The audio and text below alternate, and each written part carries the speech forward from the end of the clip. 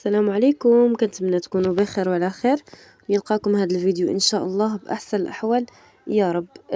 كنعتذر شحال ما حطيت لكم شي فيديو، كنت مريضه داكشي علاش، ودابا الحمد لله وليت شويه. قلت علاش لا ما نزلش لكم هذا الفيديو. كان غادي يتحط نهار الاربع ولكن ما قدرتش نحطو صراحه. هنا بغيت نشارك معكم العجينه المورقه، كتجي سهله وزوينه.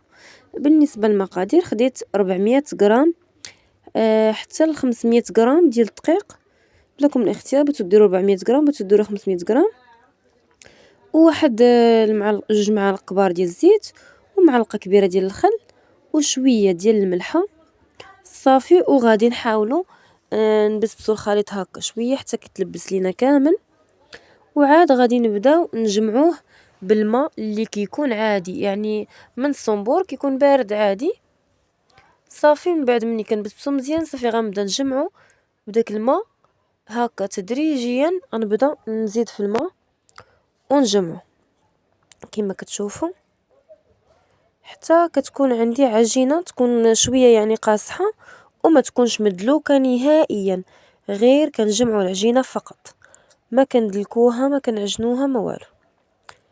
ها نتوما كما كتشوفوا غير غنخلط العجينه ونجمعها ونحطها اكوتي حتى كتولي هكا ما مدلوكاش صافي. غنرش سطح العمل بشويه ديال الدقيق وغادي نبسطها هكا بالمدلك.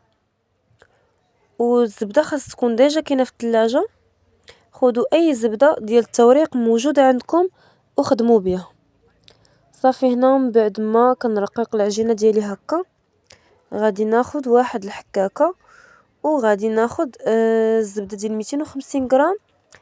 انا كانت متوفره عندي زبده ديال 250 غرام ناقص اصبع، درتها كما كتشوفوا ناقص غير شويه، وغادي نحكها فوق من العجينه ديالي. اي زبده ديال التوريق متوفره استخدموها راه مزيانه صافي. غير ما ديروش زبده اللي تكون دايبه يعني كتذوب باش ما تخسرش لينا العجينه ديالنا. هذيك الزبده ديال البواطه ما كتجيش زوينه نهائيا، استخدموا هذه ديال التوريق كتكون زوينه صافي. من بعد ما كنحك الزبده ديالي هكا كنحاول نقادها في جميع العجينه باش تجي كلها مقاده وكلها واصله ليها الزبده صافي. وغادي نبدا نخدم فيها صافي. هنا غادي نبدا نطويها على هذا الشكل كما كتشوفوا باش كيجيو توريقات زوينين ومقادين صافي. كنبدا نجمعها على هذا الشكل، كنبدا نطوي ونجمع للداخل ماشي لبرا، هكا نجمع الطويات للداخل ونقادها ونبسطها هكا ونطويها على 3 صافي. كتولي على هذا الشكل. غادي نعاود هكا نضربها حيت كتكون الزبده قاصحه وكتقصح ليا العجينه ديالي، داكشي علاش كنبسطها هكا شويه بالمدلك وغنعاود نطويها مره اخرى. وبالنسبه للطي حاولوا تطويوها للداخل باش كتجي مقاده ومتساويه. كنحاول نرققها غير شويه ماشي بزاف على هذا الشكل، وكنضربها بالمدلك وعاد كنطويها.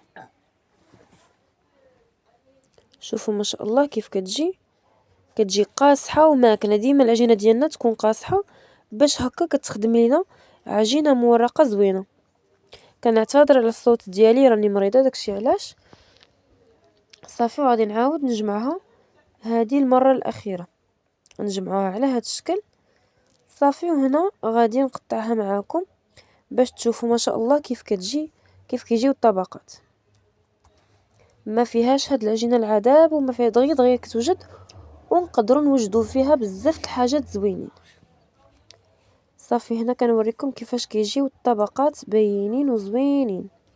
صدقوني هاد العجينه تقدروا توجدوا فيها بزاف د الحاجات ويعجبوكم، منهم لي كيش لي شوسون بزاف د الحاجات صافي. هنا غادي ندخلها المجمد، ماشي المجمد، الثلاجه عفوا صافي، ونخليها تبرد حتى الغد. لي هنا عاد خدمت بها الغد ليه الصباح عاد كنخدموا بها.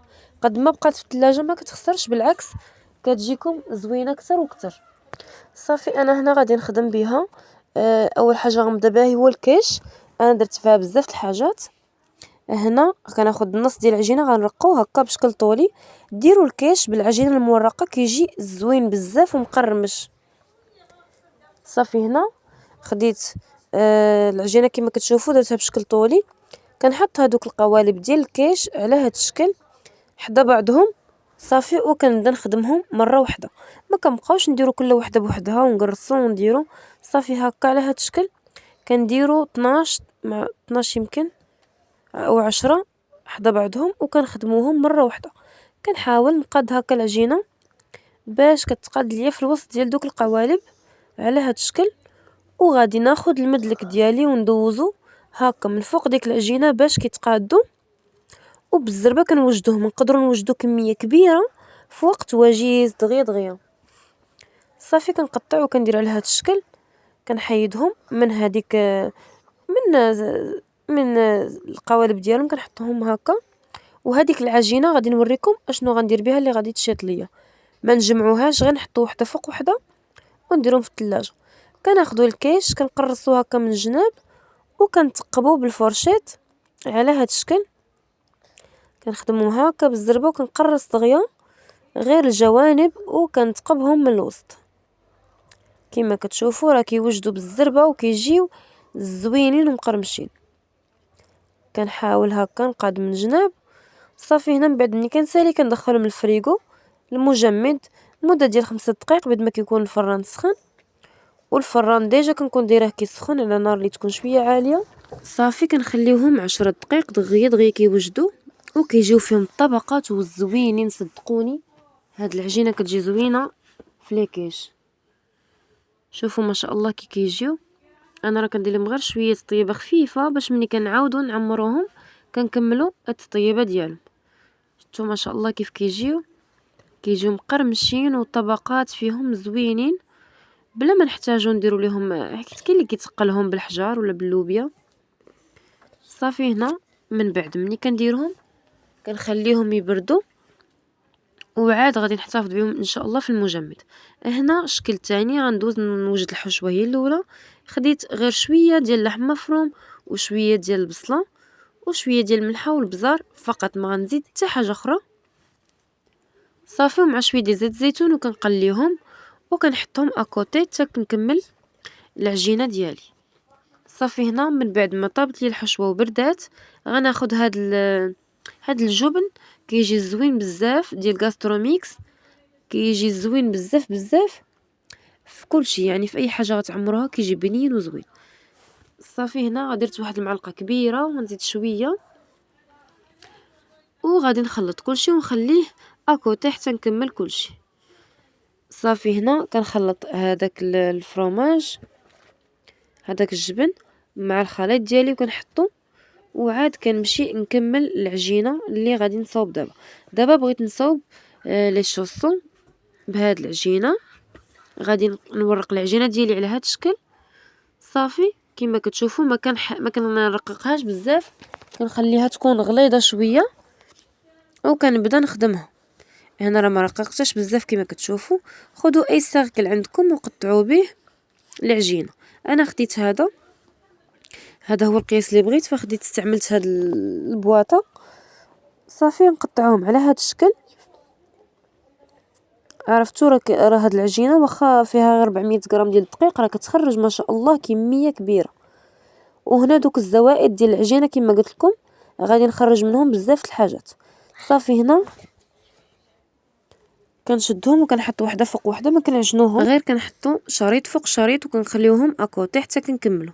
صافي هنا كنبدا نعمر هادوك لي شوسو ديالي على هاد الشكل بديك الحشوه. عرفتوا كتجي ما شاء الله بنينه بنينه بزاف بزاف ومعلكه وكتجي زوينه فهاد لي شوسو. صافي هنا من بعد ما كنكون عمرت كلشي غادي نبدا نسدهم معاكم. صافي هنا غادي ندير لهم هكا غير بشويه، كنجمع الاطراف غير بشويه ما كنوركوش بزاف حيت حنا بغيناهم مازال يتنفخوا ويبانوا يعني دوك الطبقات صافي كنحاول هكا نغطي وحده على وحده وكنجمع الاطراف على هاد الشكل.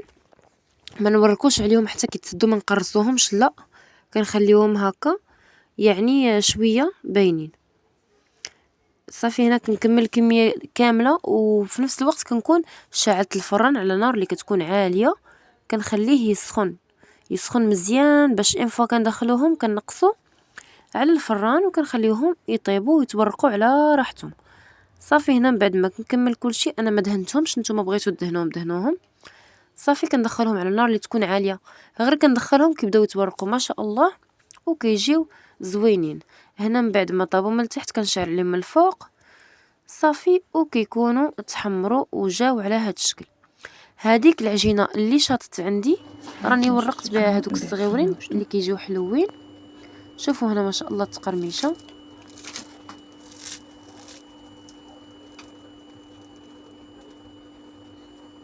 عرفتو كيجيو ما شاء الله مقرمشين وبنان بنان بنان بزاف بزاف، ما تصوروش البنه اللي كتجي فيهم. انا متاكده الا جربتوهم غيعجبوكم وغادي تشكروني في التعاليق. شوفوا كيجيو محمرين من التحت ومن الفوق وكيجيو زوينين. فإلا عجبكم الفيديو ديال اليوم ما تنساوش تشتركوا في قناتي فضلا وليس امرا، وخليوا لي التعاليق ديالكم كيف جاكم هادشي اللي وجدت لكم اليوم. بالنسبه لهادو الحلوين غنخليهم لكم في فيديو جاي مع العجينه المورقه ان شاء الله، وغادي نشاركو معكم ان شاء الله باذن الله. صافي وهنا من بعد ما كملت هادشي كامل غادي نحتفظ بهذاك الكاش في المجمد. راه كيجي ما شاء الله زوين بزاف، وحتى هادوك لي شوسون حتى هما كيجيو زوينين بزاف، فكنتمنى تجربوهم. ما تنساونيش من التعاليق ديالكم، ونعاود نقول لكم ما تنساونيش من اللايك، راه مهمين بزاف بزاف بالنسبه للفيديو ديالي. وشكرا لكم بزاف على المشاهده ديالكم، ونتمنى يعجبكم الوصفات اللي كنحط لكم. بسلام عليكم ونتلاقاو في فيديو جاي باذن الله يا رب، وشكرا على المشاهده.